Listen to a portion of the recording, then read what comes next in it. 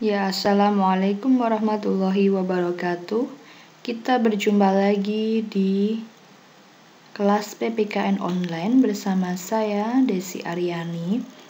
Nah, nanti kalian akan mencoba untuk mempelajari dengan bab yang baru, yaitu hubungan internasional dan kerjasama internasional. Nah, sebelumnya kalian sudah pernah mencari tentang kerjasama internasional antara Indonesia dengan dua negara atau lebih. Nah, ini sekarang adalah teorinya, biar paham dan jelas, ya. Oke, Nah, coba perhatikan gambar di bawah ini. Nah, ternyata di sini ada berbagai negara di dunia ya. Ada Indonesia yang di sini, benua Australia, benua Afrika, benua Amerika. Ini benua Amerika. Dan benua Eropa yang di daerah sini. Nah, ini ada macam-macam bendera negara juga. Ya. Nah, biasanya kalau untuk hubungan internasional itu antar dua negara atau lebih itu disebut hubungan regional. Kalau antar dua negara atau lebih antar ya, itu namanya hubungan internasional atau multilateral. Dua negara atau lebih. Kalau hanya satu negara dengan negara yang lain, dua negara aja, itu namanya regional. Nah, ini di regional ini ya. Nah, kalau di Indonesia regionalnya ya di daerah Asia ini ya, region. Region itu wilayah, kawasan begitu. Satu kawasan ya ada Malaysia, Thailand, Singapura, ada Bangkok begitu. Nah, di sini juga Australia ini juga sering bekerja sama dengan Indonesia, seperti itu ya. Oke, kita lanjut. Ini hubungan dan kerjasama internasional itu saling terkait. Ini saya lanjutkan aja. Ada pentakonsepnya. Hubungan internasional itu pengertiannya seperti apa, pentingnya hubungan internasional seperti apa, dan sarana hubungan internasional.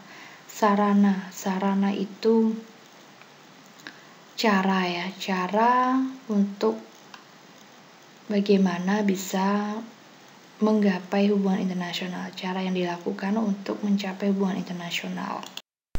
Oke, nah pengertian hubungan internasional itu ada dua menurut F.C. Johari. HI, saya singkat hubungan internasional, adalah interaksi yang berlangsung di antara negara-negara yang berdaulat serta studi tentang pelaku-pelaku non-pelosok, non-state actors, yang perilakunya memiliki dampak bersama tugas-tugas negara. Yang kedua, Columbus dan Wolff. Hubungan internasional adalah studi yang sistematis mengenai fenomena-fenomena yang digunakan sebagai dasar untuk menerangkan perilaku serta mengungkapkan karakteristik-karakteristik atau tipe-tipe hubungan antara unit-unit sosial. Nah, ini kesimpulannya adalah suatu bentuk hubungan antar negara yang merdeka dan berdaulat oleh negara atau lebih yang mencakup berbagai bidang kehidupan politik, sosial, ekonomi, dan sebagainya adalah dalam rangka mencapai tujuan nasionalnya. Jadi yang sangat dipentingkan ini adalah titik tolaknya ini, tujuan nasionalnya ya. Terus ada berbagai macam bidang ini, tujuan nasionalnya ini yang paling penting untuk mencapai tujuan nasionalnya. Jadi ketika kita mengadakan hubungan kerjasama dengan negara lain, tidak serta-merta kita menyerahkan ke negara itu, tetapi yang penting kita juga mendapatkan hasil, kita tercapai tujuan kita, seperti itu. Oke, lanjut. Pentingnya hubungan internasional bagi suatu negara. Hubungan internasional menjadi penting bagi suatu negara karena pada masa sekarang ini diyakini bahwa tidak ada negara yang dapat berdiri sendiri. Tidak ada yang dapat berdiri sendiri. Lalu selanjutnya, menjamin kelangsungan hidup bangsa dan negaranya, kelangsungan keberadaan dan kehadirannya di tengah-tengah bangsa lain. Membangun solidaritas dan sikap saling hormat-menghormati antar bangsa. Berpartisipasi dalam rangka ikut serta melaksanakan ketertiban dunia berdasarkan kemerdekaan dan perdamaian abadi. Dan membantu bangsa lain yang terancam keberadaannya sebagai akibat dari pelanggaran atas hak kemerdekaan yang dimiliki. Ini lanjutannya ya, mencegah dan menyelesaikan konflik, memelihara dan terciptanya hidup saling berdampingan. Yang terakhir ini sangat penting sekali, mengembangkan cara penyelesaian masalah secara damai melalui perundingan dan diplomasi yang lazim, ditempuh oleh negara-negara yang beradab, cinta damai, dan berpengaruh kepada nilai-nilai etik dalam pergaulan antar bangsa. Nah, ini tadi ada sarana hubungan internasional. Caranya bagaimana untuk mencapai hubungan internasional? Biasanya bagaimana begitu? Jalurnya bagaimana? Itu ada diplomasi, negosiasi, dan lobby.